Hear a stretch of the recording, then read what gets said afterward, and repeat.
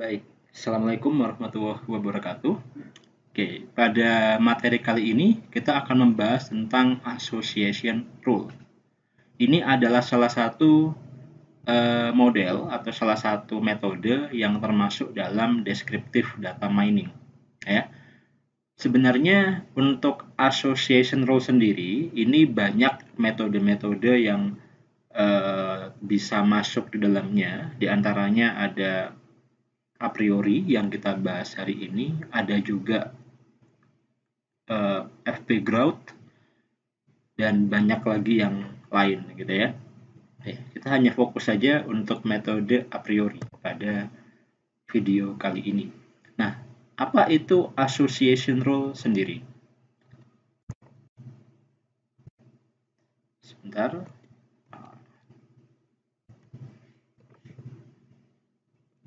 Oke.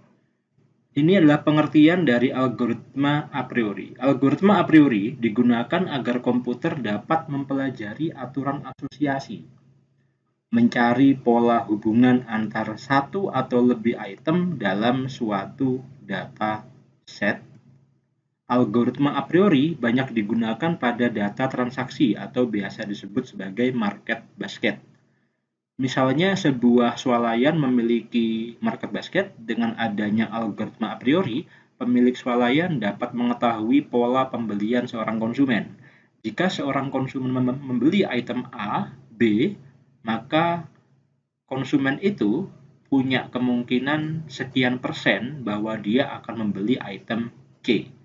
Pola ini akan sangat signifikan dengan adanya data transaksi yang dimiliki oleh toko swalayan tersebut. Jadi seperti yang sudah pernah saya jelaskan dulu ketika kita masih ada di kelas gitu ya, bahwa Anda mungkin seringkali membeli barang secara online, entah di Shopee, di Tokopedia, di Bukalapak, Lazada, atau yang lainnya.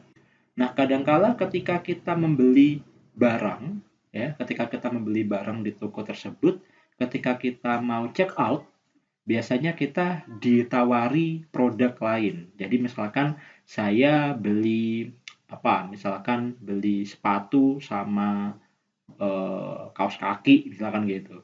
Kemudian saya juga ditawari misalkan semir sepatu gitu ya, produk semir sepatu. Mengapa kok yang muncul itu produk semir sepatu? Mengapa kok enggak produk susu atau produk helm misalkan atau seperti apa? Ya karena dalam transaksi atau dalam histori transaksi yang dimiliki oleh toko tersebut, banyak pembeli ketika mereka membeli sepatu, biasanya mereka juga akan membeli semir sepatu. Nah, seperti itu konsepnya. Itu disebut sebagai algoritma a priori. Nah, apakah algoritma a priori ini hanya bisa digunakan untuk kasus-kasus yang seperti itu? Tidak juga. Banyak kasus-kasus lain yang juga bisa digunakan bisa dipecahkan dengan menggunakan algoritma a priori ya. Sebagai contoh misalkan seperti ini, saya ingin merekomendasikan film misalkan di mana, misalkan di Netflix atau bisa juga di iFlix atau mungkin yang lain gitu ya. Ketika misalkan saya menonton film A, kemudian saya juga menonton film C, maka saya direkomendasikan film H gitu ya. Mengapa kok H yang direkomendasikan ke saya? Mengapa kok bukan film yang lain gitu? Ya karena di historinya mereka konsumen yang menonton film A dan film C biasanya mereka juga akan menonton film H. Nah, seperti itu. Jadi itu adalah salah satu kasus yang bisa dipecahkan dengan menggunakan algoritma a priori atau association rule. Oke.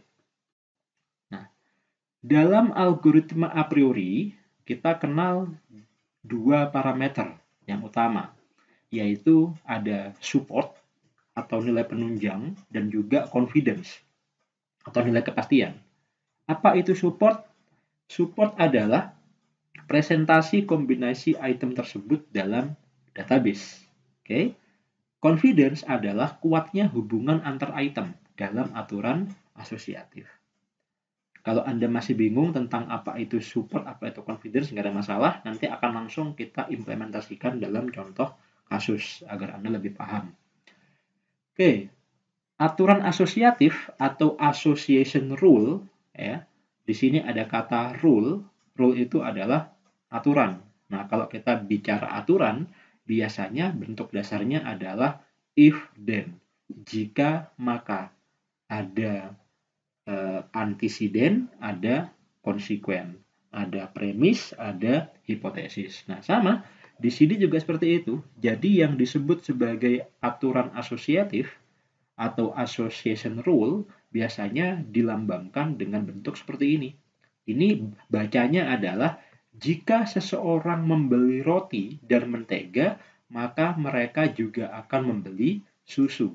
Nah, di sini ada keterangan nilai support 40% dan confidence 50%. Artinya ini apa sih?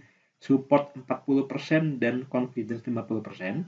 Di sini bisa Anda baca, jika ada seorang konsumen yang membeli roti dan mentega, maka mereka punya kemungkinan sebesar 50%. Jadi confidence-nya, angka kepastiannya, angka keyakinannya bahwa jika ada orang membeli roti dan mentega, maka mereka juga akan membeli susu dengan tingkat keyakinan adalah 50%.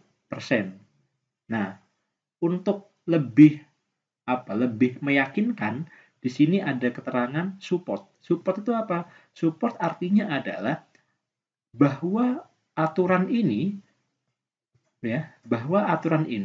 dianggap cukup signifikan. Kenapa? Karena didukung oleh data bahwa 40% dari catatan transaksi yang terjadi di toko itu, kalau ada orang beli roti dan mentega, mereka juga akan membeli susu. Jadi didukung sebesar 40% data. Artinya, kalau misalkan saya punya 10 data transaksi, maka ada 4 data transaksi yang mengatakan bahwa jika ada orang membeli roti dan mentega, mereka juga akan membeli susu. Itulah yang dikatakan sebagai support. Oke, itu berhubungan dengan parameter support dan parameter confidence. Oke, ini adalah cara untuk menghitung support dan confidence. Misalkan saya ingin menghitung berapa sih nilai support dari item A, maka cara menghitungnya adalah jumlah transaksi yang mengandung item A dibagi dengan total transaksi. Demikian juga untuk confidence, di mana confidence pada dasarnya adalah peluang B jika diberikan A.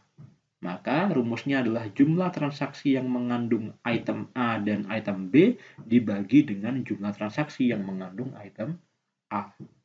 Oke. Oke, kita akan langsung masuk ke contoh kasus. Ya. Di sini misal saya punya toko. Ya. Toko saya itu ada 5 transaksi. Ya. Ini biar simple aja. Kalau kita bicara data mining yang sesungguhnya, ya harusnya transaksinya tidak hanya 5 gitu ya. Transaksinya harusnya banyak, bisa ribuan transaksi. Oke, misal di sini ada 5 transaksi. Ya. Transaksi pertama itu orang beli pena, roti, dan mentega. Transaksi yang kedua ada orang beli roti, mentega, telur, sama susu. Transaksi yang ketiga ada orang beli buncis, telur, dan susu, dan seterusnya. Jadi ada 5 kali transaksi. Oke, kemudian dalam algoritma a priori kita perlu untuk menentukan berapa nilai minimum support dan berapa nilai minimum confidence-nya. Saya kira hampir di sebagian besar algoritma data mining atau penggalian data, itu selalu ada parameter-parameter yang harus didefinisikan sendiri oleh pengguna. Contohnya kayak di metode K-means kemarin, kita perlu untuk mendefinisikan berapa nilai K-nya, gitu kan? Kemudian di algoritma KNN juga sama, kita perlu untuk mendefinisikan nilai K-nya berapa dan seterusnya. Nah, untuk algoritma a priori sendiri, kita perlu untuk mendefinisikan berapa nilai minimum support dan berapa nilai minimum confidence-nya. Ini kita set sendiri. Nah, nanti ini biasanya bisa kita masukkan ke skenario pengujian. Jadi, bagaimana kalau misalkan saya menggunakan nilai minimum support 40%. Sekarang coba saya ganti kalau minimum supportnya 60%, nanti hasilnya seperti apa. Pun demikian dengan nilai minimum confidence-nya. Oke, langsung kita coba pecahkan kasus ini.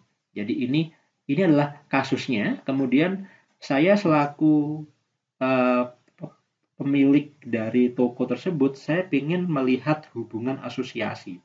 Jadi saya ingin melihat item-item apa saja sih yang paling sering dibeli oleh orang bersama-sama, ya, bersamaan. Itu item apa saja. Oke. Pertama, kita akan menuliskan dulu list item yang pernah dibeli oleh konsumen. Oke. Nah, di sini ada pena, ada roti, ada mentega, ada telur, ada susu, ada kecap, ada buncis. Ya. Ada tuh 2, 3, 4, 5, 6, 7. Ada 7 item. 7 item ini kita dapatkan dari sini. Ya. Jadi item-itemnya kita masukkan di sini, tapi kita distinct. Distinct itu artinya adalah kalau ada item muncul lebih dari sekali, nggak perlu kita munculkan dua-duanya, cukup muncul satu kali aja. Oke. Kemudian di sini saya hitung support count-nya. Support count itu artinya adalah berapa banyak item ini pernah muncul dalam list transaksi ini. Atau berapa banyak sih item ini pernah dijual oleh toko saya. Oke. Pena hanya muncul satu kali di transaksi pertama, maka support count-nya 1. Kemudian roti muncul 1, 2, 3, 4. Ada 4 transaksi.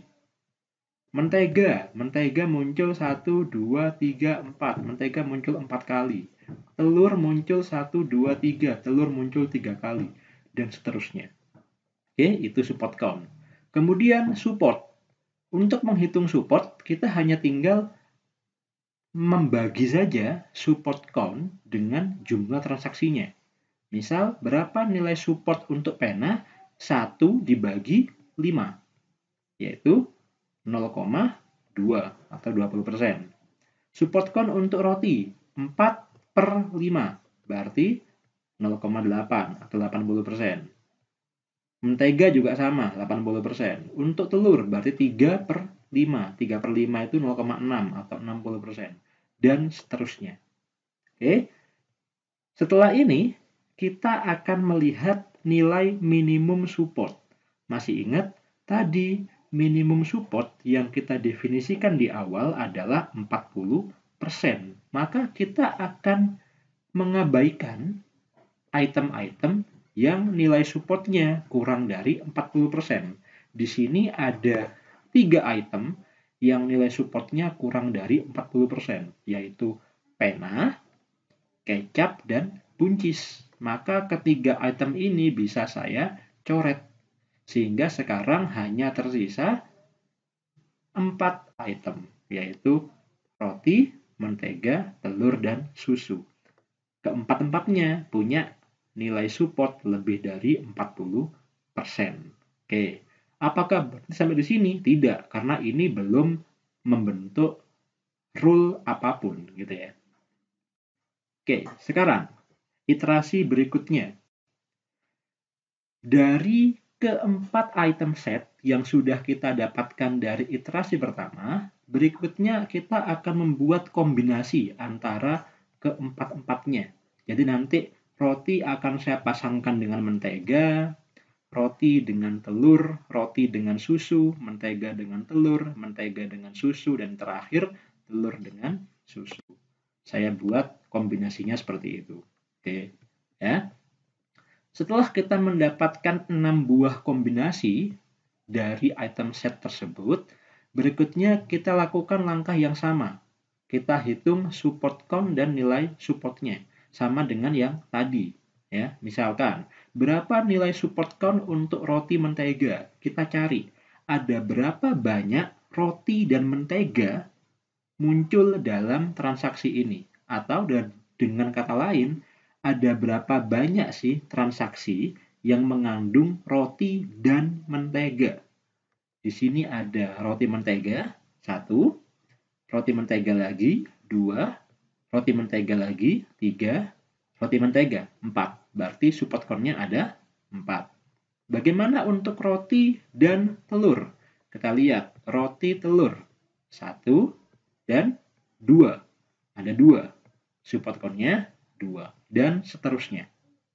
Untuk menghitung nilai support, sama dengan yang tadi.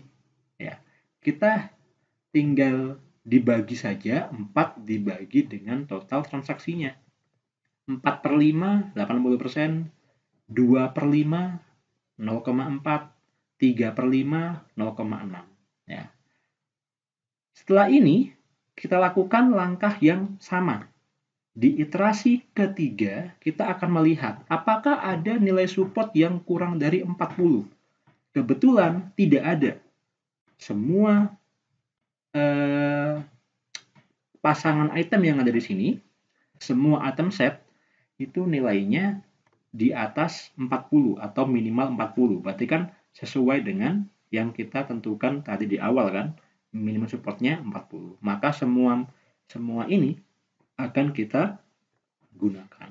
Oke, next. Di iterasi ketiga.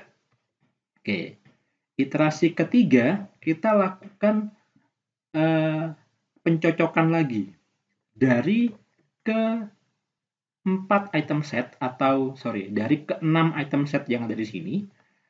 Kita akan cocokkan sekarang atau kita akan kombinasikan menjadi 3 kombinasinya. Nah, maka akan tercipta kombinasi roti mentega telur, roti mentega susu, roti telur susu, dan mentega telur susu. Oke, kita lakukan cara yang sama, kita hitung support count-nya, kita hitung nilai supportnya. Nah, setelah kita hitung semuanya, ternyata nilai supportnya semuanya adalah 40%. Berarti tidak ada yang perlu kita coret. Ya, semuanya bisa kita pakai. Iterasi yang keempat sekarang. Iterasi yang keempat, sekarang kita tadi di iterasi ketiga kita udah mendapatkan pasangan 3 item. Sekarang kita pasangkan sebanyak 4 item. Maka akan menjadi roti, mentega, telur, susu. Roti, mentega, telur, susu itu kalau kita hitung support count-nya 2, supportnya 40%. Ini juga tidak perlu kita coret. Artinya ini juga bisa kita gunakan. Apakah masih diperlukan iterasi yang kelima? Sekarang kita lihat, ini kan sudah ada 4. Berarti kalau iterasi kelima harusnya adalah pasangan 5 item. Pertanyaannya, apakah bisa kita buat pasangan 5 item? Ya nggak bisa, karena jumlah item kita itu ternyata hanya ada 4 saja. Maka berhenti sampai di iterasi ke-4. Oke. Setelah kita mendapatkan nilai atau setelah kita mendapatkan pasangan-pasangan item setnya tadi, berikutnya tinggal kita susun. Ya, tinggal kita susun. Tadi kalau kita lihat di iterasi kedua, ya, di iterasi kedua kita menghasilkan 6 buah pasangan gini kan. Ada roti mentega, ada roti telur, ada roti susu, mentega telur, mentega susu, telur susu. Ini sebenarnya apa sih? Ini pada dasarnya kalau kita buat association rule-nya, kita bisa mengatakan jika ada konsumen membeli roti, maka dia juga akan membeli mentega. Ini didukung dengan 80% data. Jika ada orang membeli roti, dia juga akan membeli telur, didukung oleh 40% data. Jika ada orang membeli roti, maka dia juga akan membeli telur, didukung dengan 40% data. Ya. Kalau yang ini, Pak, yang ini adalah jika ada orang membeli roti dan mentega, maka mereka akan membeli telur, supportnya 40%. Jika ada orang membeli roti dan mentega, mereka juga akan membeli susu dengan support 40% dan seterusnya. Nah, item set ini nanti harus Anda susun ke dalam tabel aturan asosiatif seperti ini. Ya. Misalkan, kalau ada orang beli roti, maka mereka juga akan beli susu. Tadi, di iterasi kedua kita dapatkan nilai supportnya 40%. Bagaimana menghitung nilai confidence-nya? Nah, sekarang kita kembalikan lagi ke sini. Ya. Kita akan melihat ada berapa banyak transaksi yang mengandung kata roti. Ada 1, 2, 3, 4. Ya, ada 4. Yaitu transaksi 1, 2, transaksi keempat, dan transaksi kelima. Jadi ada 4 transaksi yang mengandung roti. 4-nya kita taruh di bawah, di bagian penyebut. Kemudian kita juga lihat ada berapa transaksi di roti tadi yang ada kata susunya. Maksud saya gini, dari transaksi 1, 2, 4, dan juga 5 yang tadinya mengandung roti, berapa transaksi yang juga mengandung susu? 1 kan dia tidak mengandung susu. 2, dia mengandung susu. 4 tidak, 5 mengandung susu. Jadi ada 2 transaksi dari 4 transaksi yang mereka mengandung roti. Berarti confidence-nya adalah 2/4. Jadi confidence untuk aturan ini adalah 50%. Oke. Bagaimana untuk susu dan roti? Ini beda. Jadi kalau roti, jika roti maka susu, dan jika susu maka roti, supportnya akan sama. Nilai supportnya sama. Ini pasti sama. Tapi confidence-nya bisa jadi beda. Ya. Jadi kalau yang di sini, jika ada pembeli membeli roti, maka dia juga membeli susu. Kalau yang di sini, jika ada konsumen membeli susu, dia juga akan membeli roti. Jadi ada 2 rule, ya. Ini confidence-nya bisa jadi berbeda. Kalau misalkan sekarang dihitung, yang rule yang kedua, jika konsumen membeli susu, maka dia juga akan membeli roti. Kita lihat dulu yang membeli susunya.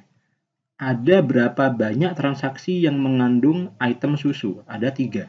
1, 2, dan 3. Berarti penyebutnya 3. Bilangnya adalah dari ketiga transaksi yang mengandung susu ini, ada berapa banyak transaksi yang mengandung kata roti? Ada 2. Ini dan ini. Berarti confidence-nya adalah 2/3. 67%. Nah, seperti itu. Pak, kalau misalkan kita sudah mengetahui aturan-aturan ini, bagaimana caranya kita bisa menyelesaikan masalah kita? Nah, kembali lagi, ketika misalkan kita menggunakan nilai minimum support 40% dan minimum confidence sebesar 50%, maka aturan asosiatif ini kita nyatakan dia cukup baik. Oke, cukup baik untuk diimplementasikan. Artinya, jika Anda punya toko, kemudian ada konsumen Anda membeli roti, ya, maka Anda dengan Anda nggak perlu malu untuk menawarkan mereka susu. Bu, Pak, nggak beli susunya sekalian. Mengapa kok Anda bisa menawarkan itu? Karena Anda punya tingkat keyakinan 50% bahwa mereka akan membeli produk Anda. Itulah fungsi dari association rule. Ya. Oke. Saya kira sampai di sini. Jika misalkan Anda masih ada pertanyaan, silahkan nanti bisa kita diskusikan bareng-bareng. Di Edmodo saja, nggak ada masalah. Silahkan Anda tuliskan komen di sana. Atau kalau misalkan kurang enak di Edmodo, bisa langsung chat WA saya. Ya. Saya kira itu untuk video kali ini. Kita ketemu lagi di video berikutnya. Terima kasih. Assalamualaikum warahmatullahi wabarakatuh.